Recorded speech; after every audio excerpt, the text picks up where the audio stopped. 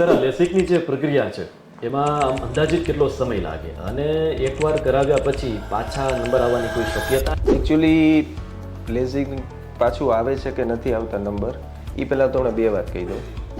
પેશન્ટના number બે ટાઈપના હોય છે. એક તો સ્ટેબલ નંબર, એટલે કે જેના સ્થિર હોય નંબર, છેલ્લા 6 મહિનાથી સ્થિર હોય, 18 વર્ષથી ઉપરની એજ હોય, એ બધામાં જનરલી લેઝિક કર્યા પછી પાછા આવવાની શક્યતા બહુ ઓછી હોય છે.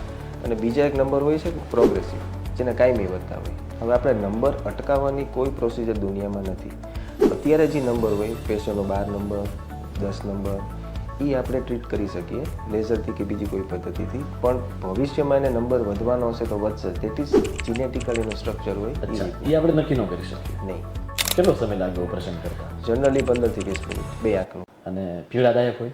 ના, પહેલાં 10-15 મિનિટ પહેલાં આંખને એનેસ્થેટાઇઝ માટેના ટીપા નાખવામાં આવે છે. ઇન્જેક્શન, પટ્ટી, પાટા કંઈ નહીં, ખાલી ટીપાથી જ સર્જરી. પેશન્ટને કંઈ પ્રોબ્લેમ નથી થતો.